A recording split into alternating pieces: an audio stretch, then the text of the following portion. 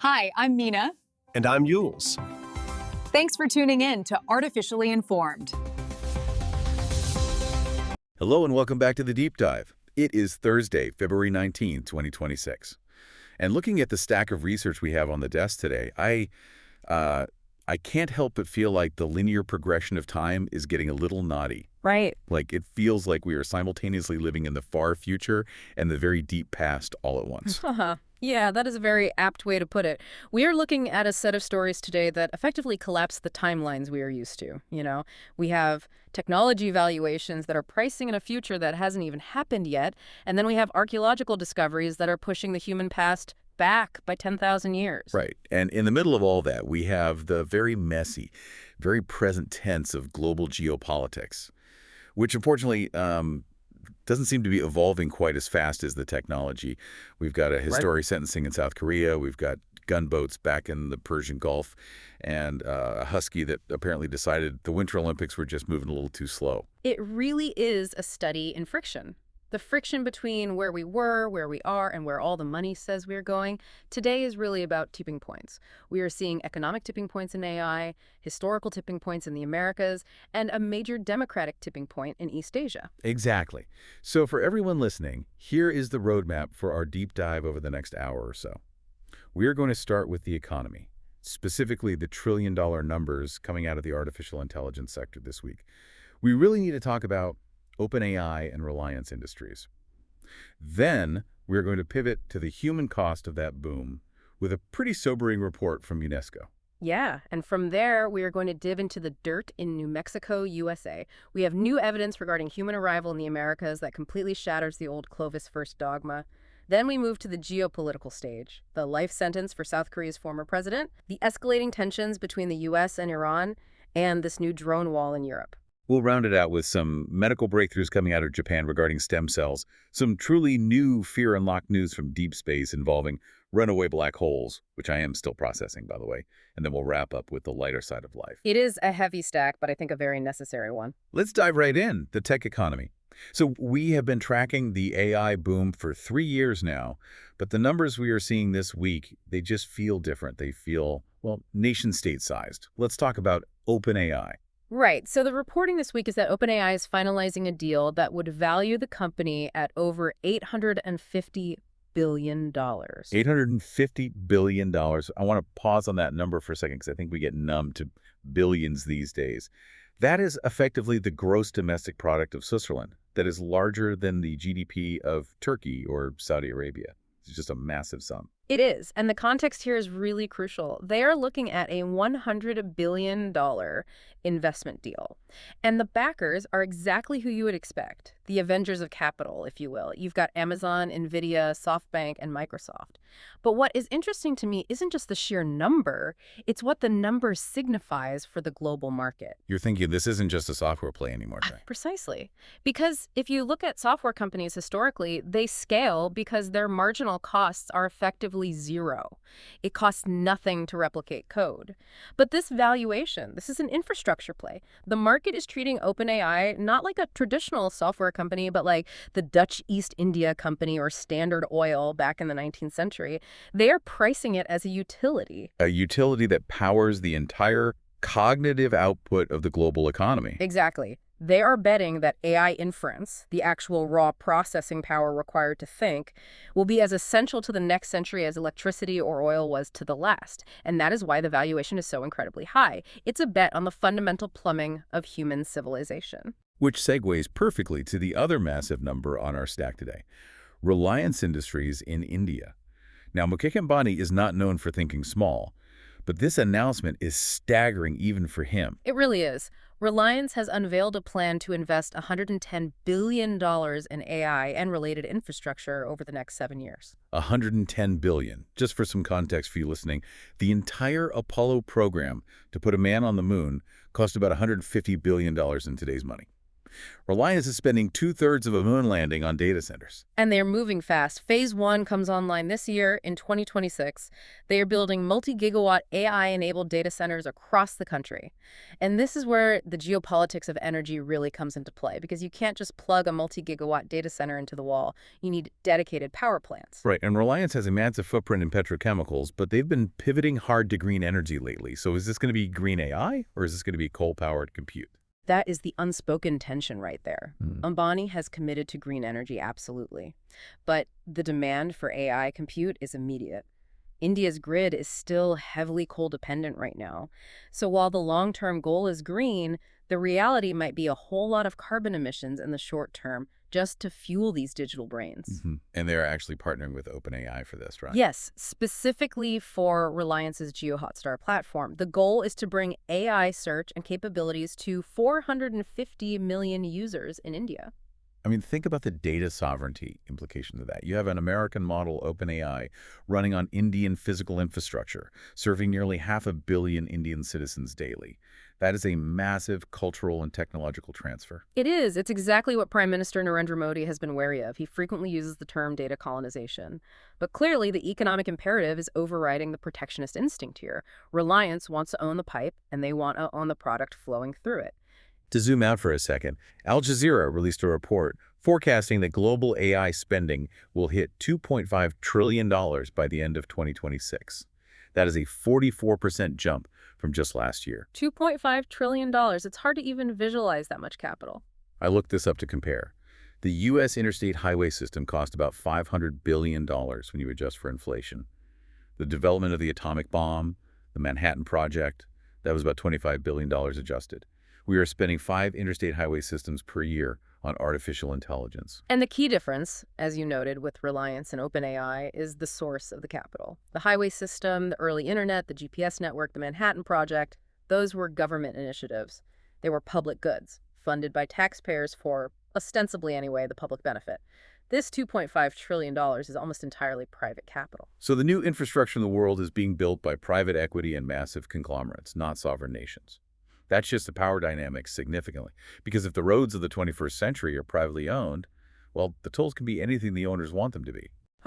And that brings us to the people who are currently getting run over on those roads. We have to talk about the UNESCO report. Yeah, this is the Reshaping Policies for Creativity report. UNESCO surveyed over 120 countries. And while the investors are popping champagne over trillion-dollar valuations, the actual creatives out there are facing an existential crisis. The numbers are incredibly stark. UNESCO predicts that by 2028, so literally 2 years from now, music creators could face a 24% drop in income globally. Audiovisual workers are looking at a 21% drop. That is a quarter of your livelihood just evaporated. And this isn't because people are consuming less art or less music. No, not at all. Consumption is actually up. But the value of the labor itself is crashing. The market is flooding with AI-generated content. If a mid-level studio can generate a background track or a B-roll video sequence for fractions of a penny using OpenAI's tools, they aren't going to hire a human composer or a human cinematographer. It's the commoditization of mediocrity, in a way. The AI is good enough for most commercial purposes, and it's infinitely cheaper. Exactly. And this creates a profound paradox. We have $2.5 trillion flowing into the machines that mimic human creativity, which is extracting value directly from the humans who provided the training data for those machines in the first place. It is a massive wealth transfer from human labor to tech capital. I saw this as a major talking point at the India AI Impact Summit in New Delhi just recently.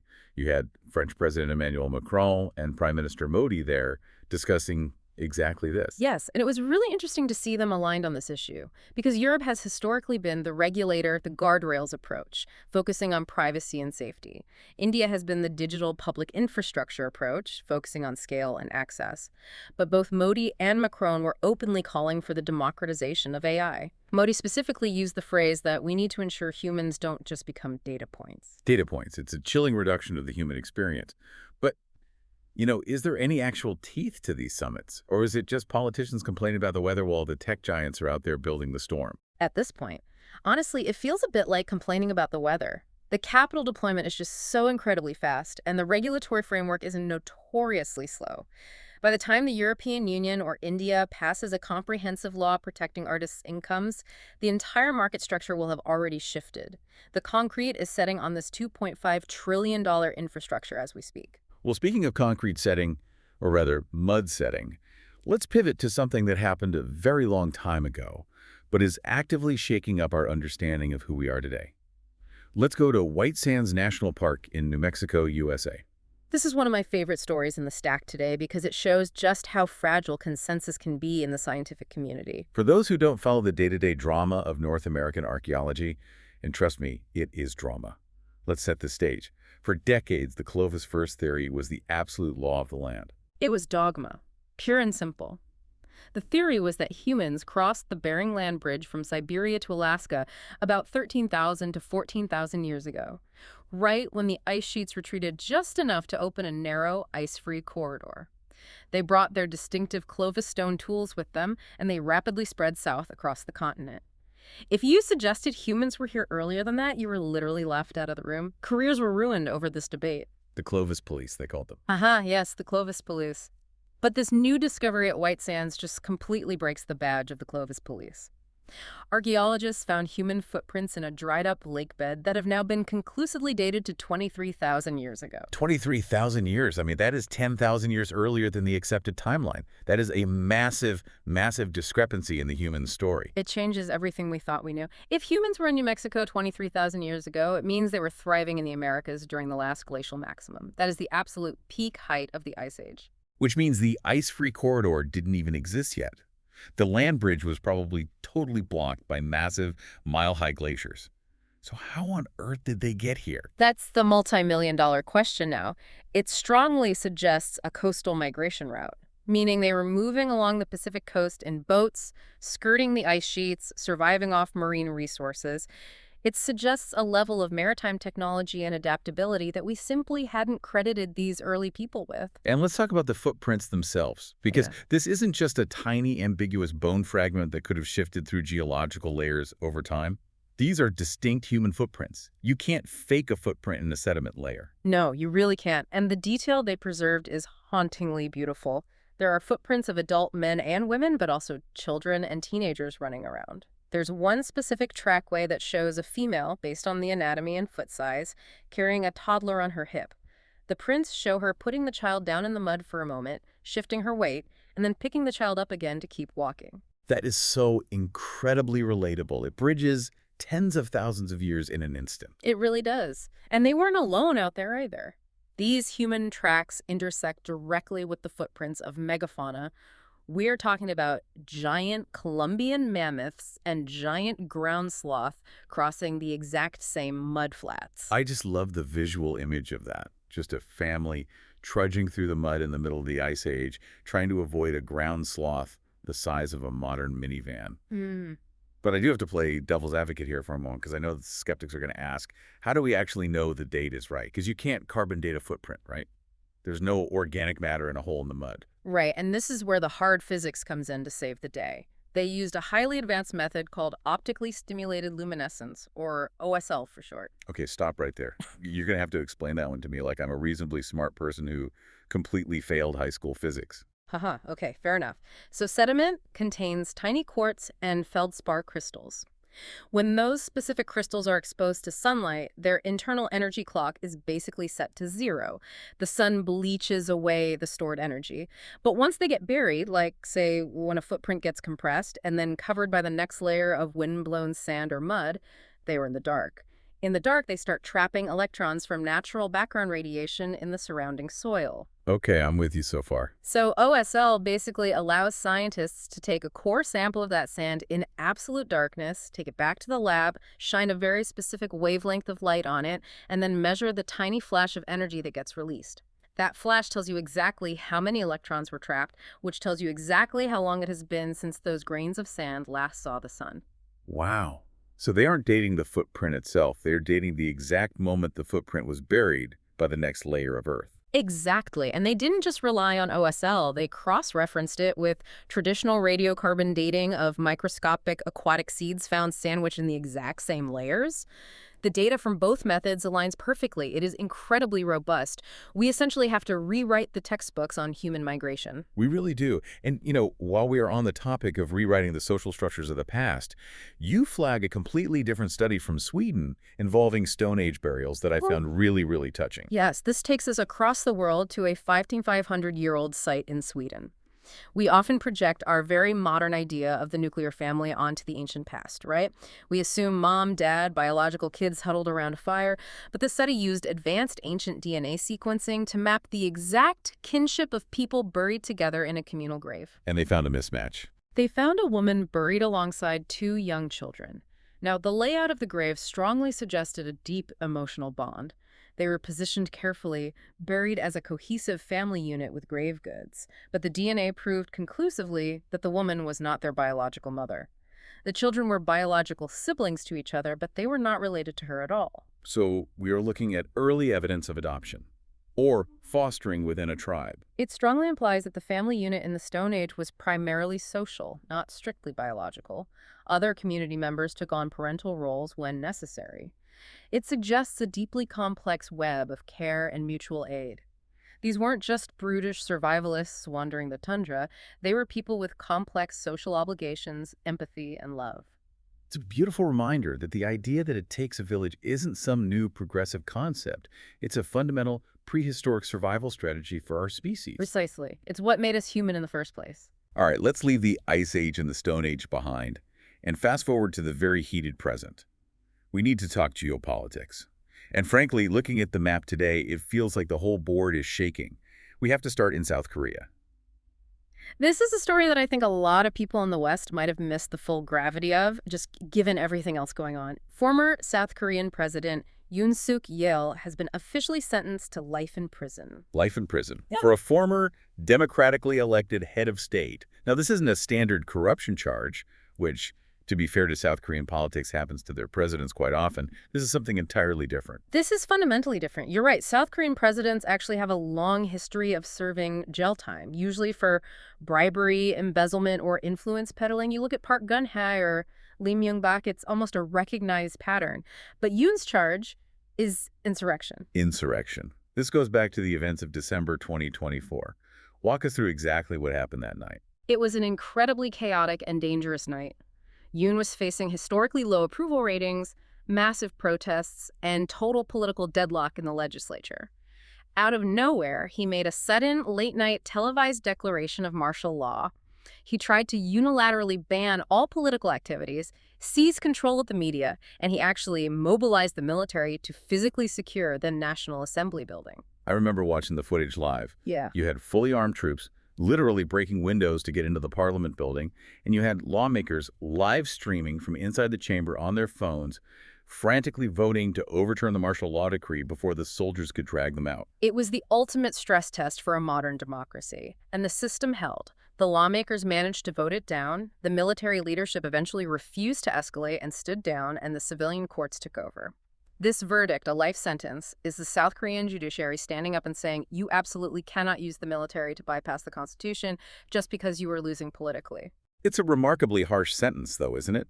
Is this seen broadly as blind justice, or is it seen by the public as political vengeance by the current administration? That is exactly the dividing line in Korean society right now. His supporters, and he still has a very vocal base, particularly among the older conservative demographic, they see this as a political purge. They call it victor's justice.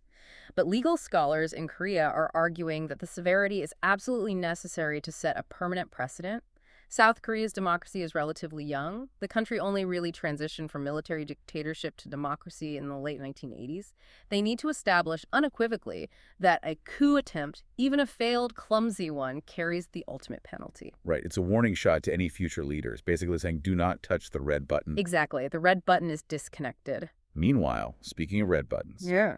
let's move over to the Middle East. We are seeing a major return to what the press is currently calling gunboat diplomacy between the United States and Iran. Yeah, gunboat diplomacy is a 19th century imperial term for a very 21st century problem. We are seeing a massive, unprecedented buildup of U.S. naval assets in the Persian Gulf and the surrounding waters. The Pentagon has deployed what they are openly calling an armada, including multiple carrier strike groups. This is the current Trump administration really flexing its military muscles in the region. It is classic Donald Trump foreign policy. It's maximum pressure, high-stakes brinkmanship, and heavy visual deterrence. The reports leaking out suggest that the U.S. military is fully prepared to launch precision strikes against Iran this coming weekend if the ongoing diplomatic talks in Geneva collapse. This weekend. That is an incredibly short fuse for a potential regional war. It is, and the global markets are reacting exactly how you would expect. Oil prices jumped 4% almost instantly yesterday. The Strait of Hormuz, right there off the coast of Iran, is the crucial choke point for a huge percentage of the world's daily oil supply. If shots are fired there, suddenly that $110 billion for AI data centers in India we talked about won't matter because no one will be able to afford the electricity to run them. And the rhetoric between the two nations is getting, well, it's getting cinematic, honestly. I saw that U.S. Senator Lindsey Graham was literally quoting movies at the Ayatollah Khamenei. You really cannot make this stuff up. Senator Graham went on television and referenced the classic John Wayne movie True Grit. He directly compared the Ayatollah to a character who writes checks that his abilities can't cash. It's very colorful language, sure, but it really underscores how personal, direct, and volatile the insults have become on the international stage. But beneath the movie quotes and the posturing, there's a real, terrifying strategic deadlock here. Iran is actively hardening its nuclear sites. Satellite imagery shows them digging deeper and deeper into the mountains. They're signaling very clearly that they will not be bombed into submission. That's the inherent danger of the chicken game in geopolitics. Both sides, Washington and Tehran, firmly believe the other side will blink first. The U.S. believes the Iranian regime ultimately fears being overthrown by its own people if a war starts. Iran believes the U.S. ultimately fears a protracted regional war that spikes domestic gas prices right before the midterms. When both sides think they hold the winning hand, that's exactly when fatal miscalculations happen. And it's not just a bilateral issue between the U.S. and Iran. Israel is heavily involved. Saudi Arabia is watching every move closely. And frankly, Israel is facing its own intense diplomatic heat right now. Yes, we definitely shouldn't overlook the massive vote at the United Nations yesterday. UN missions from 85 different countries issued a joint formal condemnation of Israel's newly announced plans for massive settlement expansion in the West Bank. 85 countries. That is a highly significant block of the international community. It is huge, and it includes major European allies who usually stay quiet. It highlights that while the U.S. is laser-focused on the Iranian threat, the rest of the world is increasingly losing patience with the status quo in the Palestinian territories. It serves to isolate the U.S. and Israel diplomatically at the exact moment when the temperature with Iran is spiking to dangerous levels. And just to wrap up this global geopolitical tour, we have to mention the drone wall in Europe, because this sounds like we are back in a science fiction novel again. It really does. This is a massive new initiative by the European Union to protect the eastern border, stretching all the way from Finland down to Bulgaria against potential Russian incursion. They want to create a fully networked automated barrier of surveillance drones, ground sensors, and anti-drone interceptors. A digital iron curtain. Effectively, yes. But there is a lot of internal skepticism. The Romanian defense minister came out swinging yesterday and called the whole plan totally unrealistic, basically dismissing it as a very expensive PR stunt for Brussels. But at the same time, NATO is actively planning what they call an Eastern Flank Deterrence Line, heavily utilizing AI for predictive troop movements. So whether it's a physical wall or an invisible AI line, the underlying message is clear. The border between Europe and Russia is rapidly becoming the most militarized, technologized frontier on planet Earth. It's honestly a bit depressing to think that we are taking our absolute most advanced artificial intelligence, and instead of using it to solve climate change or cure diseases, we're using it to build a smarter, deadlier fence. Well, technology always amplifies human intent. If the primary political intent is defense and paranoia, you get a drone wall. That's a sobering thought. Well, let's pivot to a place where the human intent is actually focused on healing.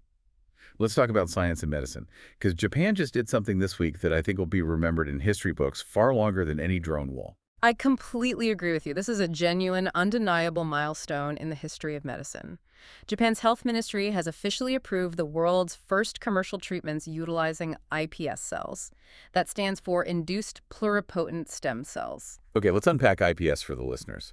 Because for a long, long time, stem cell research was totally bogged down in intense ethical and political controversy regarding the use of human embryos. IPS completely solves that ethical dilemma, right? It does. It bypasses the embryo debate entirely. This is the exact technology that won Dr. Shinya Yamanaka the Nobel Prize back in 2012. Basically, scientists can take a completely regular, mature adult cell like a simple skin scraping from your arm, and they expose it to specific proteins called Yamanaka factors. This process literally reprograms the cell back to its embryonic blank slate state. You trick the skin cell into becoming a stem cell again, and from there, you can turn that stem cell into anything you want. Heart tissue, brain tissue, liver tissue, no embryos involved, no ethical gray area whatsoever. And up until now, this was a brilliant lab trick. But now it's an actual commercial medical product. Yes. The approval covers two very specific groundbreaking treatments. The first one is called reheart. Reheart. Yes, reheart. It's designed for patients with severe heart failure. Instead of waiting years for a donor heart that might get rejected, doctors take these iPS cells and actually grow tiny, beating sheets of heart muscle cells in the lab. They then surgically attach these cell sheets directly onto the patient's damaged heart. The new, healthy cells integrate, help the heart pump stronger, and actively regenerate the dead tissue. It's potentially saving thousands of patients from ever needing a full heart transplant. That is just incredible. Growing replacement parts for the engine. And the second approved treatment is for the brain, right? Yes, it's a product called Amchepry. This is specifically targeted at Parkinson's disease. In a Parkinson's patient, the specific neurons in the brain that produce dopamine slowly die off, leading to the tremors and loss of motor control. This treatment involves growing fresh, healthy neural cells in the lab and injecting them directly into the patient's brain to replace the dead ones. So we are literally opening up the skull and patching the physical hardware of the human body. We are finally moving from the era of treating symptoms with chemicals to the era of actively regenerating human tissue.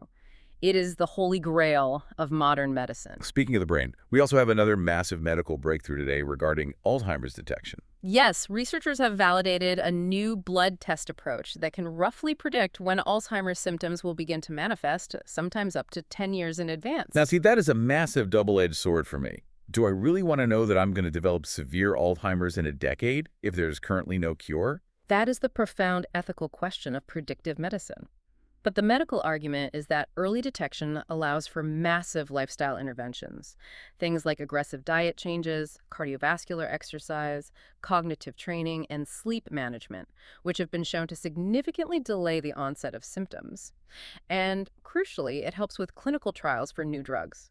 Because historically, by the time someone is diagnosed with Alzheimer's, the brain damage is already so extensive that no drug can reverse it. If you can catch the disease 10 years before the damage is done, maybe the experimental drugs will actually work. That makes total sense. Knowledge is power, even if the knowledge is terrifying. Speaking of terrifying knowledge, let's look out into space. You warned me before the show about something called runaway black holes, and I'm going to need you to explain that to me without giving me a full-blown existential panic attack. I'll do my best. So, astronomers using new deep sky surveys have started tracking several supermassive black holes that aren't sitting quietly in the center of their host galaxies where they belong. They are moving, and they are moving incredibly fast. But why are they moving? I always thought supermassive black holes were the gravitational anchors of galaxies. They sit in the middle, and everything spins around them. Usually, they are the anchors. But the universe is a violent place. If two massive galaxies collide and merge, their central black holes enter into a terrifying gravitational dance. Sometimes, if the angles are just right, the immense orbital energy acts like a cosmic slingshot and it flings one of the black holes completely out of the galaxy. Or, if three black holes interact in a complex system, one gets violently kicked out to conserve momentum. These things are literally roaming the dark intergalactic void at millions of miles per hour. So they're essentially invisible, unstoppable, rogue cosmic bowling balls just rolling through the dark. That's a very accurate, if horrifying, analogy. And if one of these rogue black holes happened to pass through a solar system like ours, it wouldn't even need to suck the planets up like a vacuum cleaner to destroy us. Its sheer gravitational mass would act like a blender. It would instantly disrupt the delicate orbits of every planet, potentially flinging the Earth straight out into the freezing void of deep space. Okay, important question. Is there one coming toward us right now? No, you can breathe easy. The odds of one hitting us are infinitesimally small. Space is very, very big, and these objects are relatively rare. But the fact that they exist out there at all adds a certain level of, let's say, dynamism to our map of the universe. It proves the cosmos is not a static painting. It's a chaotic three-dimensional billiard table. Chaotic billiard table where the balls are totally invisible and weigh 1 billion times more than our sun. Very comforting. Thank you for that. Anytime. Well, to ground ourselves, let's look at a machine in space that we actually can control. The Mars rover, Perseverance, just got a massive software update beamed to it from NASA. You got Google Maps for Mars. Basically, yes. It's a system called Mars Global Localization, or MGL. Before this update, driving the rover was a painfully tedious process. The rover had to drive a few feet, stop, take a picture of the rocks, send that picture to Earth, wait up to 20 minutes for the radio signal to travel across space, wait for a human engineer at NASA to look at it and say, okay, looks safe, and then wait another 20 minutes for the drive command to reach Mars. It was agonizingly slow. The ultimate video game lag. Right. But now, with MGL, the rover takes photos of the landscape, instantly matches those photos against a highly detailed orbital satellite map stored directly in its own onboard memory, triangulates its exact position on the planet, and decides for itself where it is safe to drive. It is fully autonomous extraterrestrial navigation. That is a staggering leap for robotics. I mean, if we can teach a car to drive itself safely over the boulders of Mars without GPS satellites, surely that technology is going to bleed back down into the self-driving cars we are trying to build here on Earth. Absolutely. It's solving what engineers call the GPS-denied environment problem. If it works on Mars, it will work in a tunnel or a dense city canyon here. Okay, one last science topic before we check the weather down here. Time crystals. I read this headline, and it sounds like something a Marvel villain would put on a golden glove to destroy the universe. It absolutely sounds like pure sci-fi, but it's real physics. A time crystal is a newly confirmed phase of matter. So think of a normal crystal, like a diamond or a piece of quartz or even table salt. The atoms in a normal crystal repeat in a highly predictable pattern across space. Left, right, up, down it forms a rigid 3D grid. Okay, I'm picturing a lattice of atoms. Right. A time crystal, however, is a structure where the atoms repeat a pattern in time. My brain is actively refusing to process that sentence. What does repeating in time even mean? I know, it's mind-bending. Think of it this way. Imagine a bowl of gelatin, right? Jell-O. If you tap the bowl with a spoon, the Jell-O jiggles. When you stop tapping, it eventually stops jiggling. It settles back into thermal equilibrium. It loses energy to its environment. A time crystal is basically a quantum structure that acts like Jell-O, that if you tap it once, it jiggles twice, or it jiggles continuously, forever, without ever losing energy to friction or settling into equilibrium. It fundamentally breaks what physicists call time translation symmetry. So it has an internal rhythm that is completely independent of the energy going into it. Exactly. It exists in a perpetual closed loop of time. And the news this week is that scientists in Germany have now successfully created a time crystal in the lab with unprecedented detail and stability. And this isn't just a neat parlor trick. This is absolutely crucial for the future of quantum computing, because it provides a way to store delicate quantum memory that doesn't degrade or lose coherence over time. It acts as a stable, eternal heartbeat for a quantum computer. Okay, I'm just going to take your word for it on the physics. Magic Jell-O that jiggles forever and powers supercomputers. I can work with that. Let's come back down to Earth, where the water is unfortunately very real and not a quantum metaphor. Segment 5, climate and weather. Yeah, we have to talk about the situation in the UK right now, the village of Cardinham down in Cornwall. They have officially recorded 50 consecutive days of measurable rain to start the year 2026. 50 straight days of rain. I just try to imagine the psychological toll of that on a community. It's not a dramatic hurricane. It's not a sudden typhoon you can rebuild from. It's just relentless, inescapable gray and damp. It's what meteorologists refer to as a blocked pattern. The jet stream, which usually whips weather systems quickly across the Atlantic and over the UK, has gotten stuck in a deep sine wave. The low-pressure system is just parked directly over Cornwall, spinning like a top.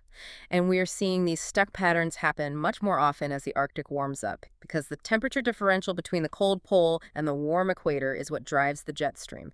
As that gap narrows, the wind slows down and the weather just piles up. So the giant atmospheric engine that moves weather around the planet is essentially losing horsepower, causing storms to just stall out over whoever happens to be underneath. That's a brilliant way to visualize it. And when that moisture piles up over mountains as snow instead of rain, You get what just happened in California. The catastrophic avalanche near Lake Tahoe. It is an absolute tragedy. 8 experienced backcountry skiers were killed. 6 managed to survive. It was a classic, deadly, persistent, weak layer problem in the snowpack. California had a relatively dry spell, which created a hard, icy crust on the snow. Then a massive blizzard rolled in and dumped several feet of heavy, wet snow directly on top of that slip crust. It's like putting a massive, heavy concrete slab right on top of a layer of potato chips. It looks fine from the surface, but the moment a skier puts weight on it, the weak layer shatters, and the whole slab slides down the mountain. And with the wildly extreme, oscillating snowfall we've had this winter in the Sierra Nevada, going from drought to atmospheric rivers, that exact avalanche risk is everywhere right now. It is. And conversely, if you look down in South America, we have the city of La Paz, Bolivia, currently sitting on orange alert for imminent reservoir overflows. It's the same story everywhere. Too much water in the Andes, too much snow in the Sierras, too much rain in Cornwall. The hydrological cycle of the entire planet is spinning faster and faster. Which makes the political battle over climate policy even more intense. We have a major landmark lawsuit filed against the Trump administration this week regarding the EPA. Yes, this is a massive legal challenge led by a coalition of environmental groups, primarily the Sierra Club and the American Lung Association. They are suing in federal court to stop the administration from revoking the 2009 endangerment finding. Can you contextualize that for the listeners? What exactly is the endangerment finding and why is it so legally important? It is, quite literally, the legal bedrock of all U.S. climate policy. Back in 2009, following a Supreme Court mandate, the Environmental Protection Agency conducted a massive scientific review and officially determined that greenhouse gases, like carbon dioxide, pose a direct threat to public health and welfare. That specific finding gave the EPA the legal authority and, frankly, the legal obligation to regulate carbon emissions under the existing Clean Air Act. And the current Trump administration wants to completely repeal that finding. Yes. They are arguing that the downstream economic costs of regulating the fossil fuel industry far outweigh the long-term health benefits. The administration claims that repealing the finding will save the U.S. economy roughly $1 trillion over the next decade. But the lawsuit from the Sierra Club argues that you cannot legally use economic math to overturn a purely scientific finding about human health. You can't vote on whether carbon dioxide traps heat. Basic atmospheric physics decides that. So this is going to be a massive, protracted battle of administrative law versus scientific consensus in the federal courts. Oh, without a doubt. This is destined to go all the way up to the Supreme Court. It will define U.S. environmental policy for a generation. All right, well, we have covered the collapse of historical time, the imminent threat of global war, the flooding of British villages, and the microscopic rewiring of the human brain. I think we have definitely earned a lighter side segment today. I think we have. We need a breather. Please, tell me about the husky in Italy. This is exactly the palate cleanser we need today.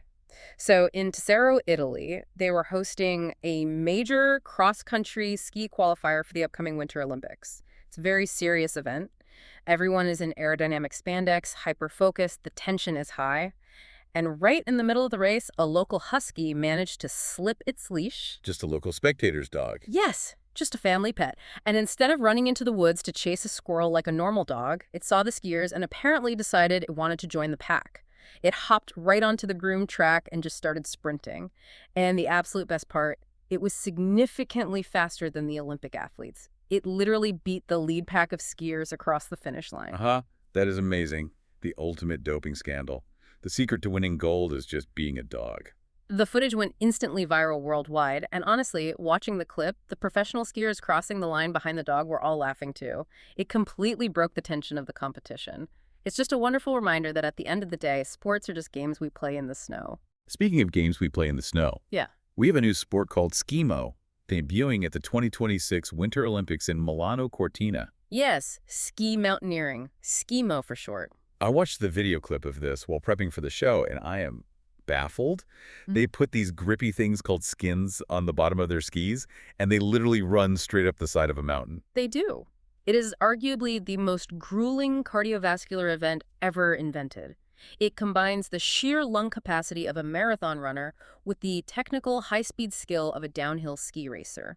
You basically sprint up the mountain, manually rip the skins off your skis at the peak, lock your bindings, and then race down uncontrolled, ungroomed backcountry terrain. I just have to ask why. Why do human beings do this to themselves? We literally invented chairlifts for this exact reason. Haha, it's the purity of the challenge. It tests total mountain mastery. It's actually much closer to how skiing originally started thousands of years ago in Scandinavia as a necessary practical way to travel across deep snow terrain, not just to slide down a groomed resort hill for fun. Fair enough. I respect the athleticism, but I will be firmly watching that one from the couch with a mug of hot cocoa. Now, what about this hotel hacker story out of Madrid? This is a wild story of modern cybersecurity gone completely wrong. Spanish police just arrested a 20-year-old kid who figured out a glaring flaw in a major luxury hotel chain's online payment gateway. He realized that during the checkout process, the website didn't cross-verify the price data with the main server, so he could just go into his web browser, modify the basic HTML code on the page, and change the price of the penthouse suite from thousands of euros to exactly 1 cent. Wait, the old inspect element trick? The thing middle schoolers use to change their grades on a web page? That actually worked on a luxury hotel booking site. It worked flawlessly. He successfully booked over 20,000 euros worth of luxury suites for literal pennies. He was living like an absolute king in Madrid for weeks, ordering room service, the whole 9 yards, until the corporate accounting audit finally noticed the massive discrepancy and caught up with him. It's almost charming in its sheer simplicity, but it really does highlight how incredibly fragile our digital economy is. I mean, if a 20-year-old kid can completely compromise your corporate revenue stream using the right-click menu on a standard web browser, maybe your multi-million-dollar IT department needs a serious overhaul. Indeed, they do. And finally today, we have a really beautiful, positive note coming out of the UK television industry. A new dating show just premiered called Hold My Hand. This is the British Sign Language show, right? Yes, it is the first mainstream reality dating show conducted entirely in British Sign Language. There is absolutely no spoken dialogue between the contestants. That is fantastic. Representation matters so much in media. It does. And the critical reviews are just glowing. Viewers and critics are saying it's incredibly intimate television because when you strip away the auditory noise, the nervous chatter, the awkward silences, the cheesy pickup lines, the contestants have to rely entirely on direct eye contact, micro-expressions, and physical body language. It forces a much deeper, more immediate human connection. It sounds like taking away the sound actually forces you to truly listen to the other person. Exactly. It's about being fully present with someone. Well, bringing it all back together, what a journey today has been. We've gone from examining frozen footprints left in the mud 23,000 years ago, all the way to debating AI computer models that are suddenly worth nearly $1 trillion. It really covers the entire span of the human experience. We are unearthing complex new families in Stone Age graves. We are actively building brand new synthetic mines in massive server farms. And we are desperately trying to keep the peace with gunboats in the present. It all goes back to that theme of the timelines collapsing on us. We are actively rewriting our deep past while we blindly rush headlong into an unknown technological future. And hopefully we can navigate this messy present without completely crashing the car. Or at least if we do end up crashing the car, let's hope we have a very fast, very happy husky there to cheer us up. Amen to that. Here's a final thought for you, our listeners, to chew on as you go about your day. We talked about artificial intelligence replacing the livelihood of human artists, and we talked about a rover that can now drive itself completely autonomously across the surface of Mars. If the machines can generate the art, compose the music, and explore the universe for us, what is the one uniquely human skill that becomes more valuable, not less, in the year 2026? That is truly the defining question of our decade. Is it our creativity? Is it our empathy? Or is it simply just the physical ability to unplug from the grid, walk outside in the mud, and leave a quiet footprint that lasts for 23,000 years? I'm definitely voting for the walk in the mud. Me too. Thank you so much for taking the deep dive with us today. Take care of yourselves, and we'll see you next time. Goodbye, everyone. For enjoying Artificially Informed. Hit subscribe and share it with a friend. From the left, the right, and straight from the algorithm. Thank you.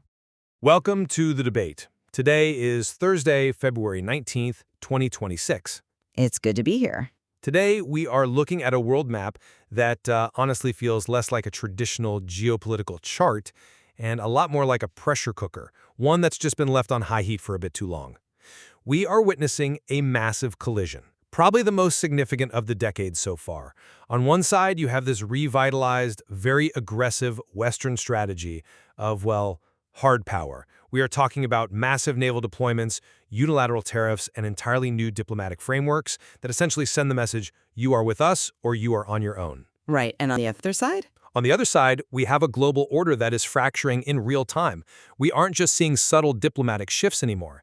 We're seeing nations like India, Russia, Brazil, asserting a fierce, almost defiant independence. They are carving out their own lanes. It is a collision, absolutely. But I think the central question we really need to wrestle with today is whether this escalation, this return to what honestly looks a lot like 19th century style interventionism and protectionism, whether that's actually stabilizing a chaotic world, as I know you tend to believe, or if it is accelerating the decline of the West's economic and diplomatic influence. I mean, are we flexing our muscles to hold the roof up, or are we just flailing because the foundation itself is cracking? I'll take the former. From my perspective, in a landscape this volatile, decisive action is really the only currency that buys you anything. I'll be arguing that whether it is the U.S. naval buildup in the Middle East, or the new Board of Peace initiative, or even protective tariffs, these are necessary moves to secure stability and national interests. Retreat simply isn't an option when the house is on fire. And I will be taking the opposing view. I argue that these aggressive postures are actually symptoms of systemic weakness. We're going to get into economic concepts like Dutch disease. I believe this approach is alienating the very allies and neutral powers we desperately need. True stability requires acknowledging a multipolar reality, not just trying to force it into submission. Well, let's lay out our positions clearly. I look at the world right now and I see a system on the brink of chaos, which absolutely requires strong deterrence. Look at the Middle East. The deployment of 13 U.S. warships and a second aircraft carrier to the region isn't just posturing. It is a necessary, tangible signal to Iran to prevent a wider war. Furthermore, I look at the Board of Peace initiative by President Trump, pledging $5 billion for Gaza's reconstruction, backed by foreign troops, as a bold, pragmatic move to fix what the UN spent decades failing to address. And economically, it's working. U.S. factory output just hit a one-year high, surging 0.6% in January. That suggests the America First approach to manufacturing and tariffs is actually beginning to bear fruit. I see the same data, but I draw a vastly different conclusion. To me, this gunboat diplomacy is completely backfiring. Oil prices just spiked 4%, the largest jump since October. Why? Because the markets fear this U.S. escalation is going to lead to war, not peace. As for the Board of Peace, it's rhetoric over reality. It lacks Palestinian representation, includes authoritarian leaders, and has even alienated the Vatican. And on the economic front, I argue the U.S. economy is being hollowed out by Dutch disease. Based on Professor Schlevegott's analysis, manufacturing employment has plummeted 36% since 1979 because of an overvalued dollar. Tariffs are merely a band-aid that consumers pay for, which is a reality the White House is trying to suppress by actively attacking Federal Reserve researchers. Okay, so we have a lot of ground to cover. Let's start with the hottest zone on the map right now, which is the Middle East. You call it gunboat diplomacy, but I see a necessity for overwhelming deterrence. Iran is the aggressor here, and historically, they only respect force. That U.S. armada is practically the only thing keeping the region from tipping into total unrestricted war. But is it actually preventing war or just moving the tripwire? It establishes a boundary. You put mass in a space, you displace the water. You put an armada in the Gulf, you displace Iranian ambition. And it's not exclusively about military might. Despite the gunboat label, the U.S. has explicitly stated it is still open to a written proposal from Iran. That shows a careful balance of force and diplomacy.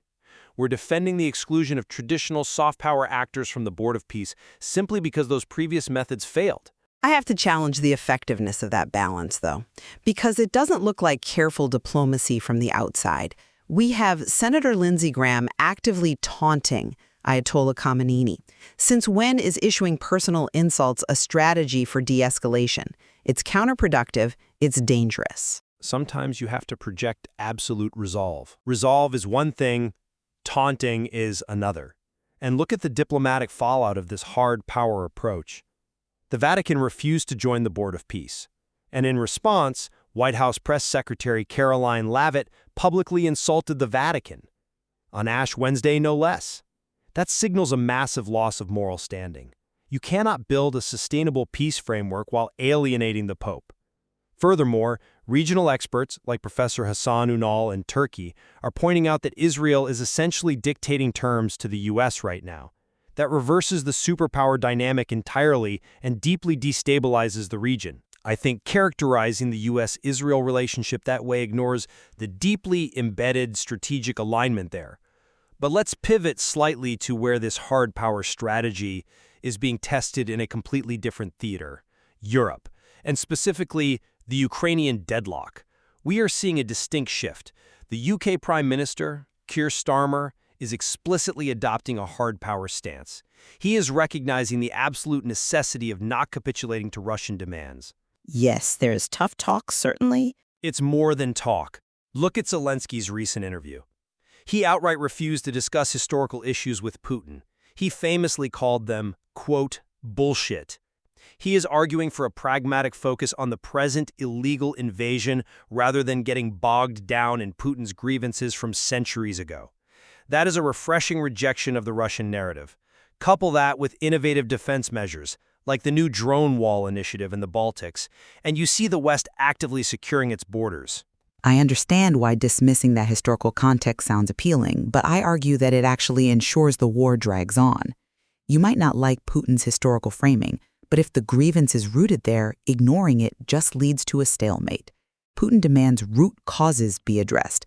Refusing to engage with that doesn't win the war, it just freezes it. But surely you aren't suggesting we legitimize territorial claims based on ancient maps while cities are being bombed today? I'm suggesting that diplomacy requires dealing with the adversary's reality. And speaking of reality, we have to look at the cracks in the Western alliance itself. You mentioned the drone wall. Romania's own defense minister has criticized it as unrealistic PR. And look at the energy reality.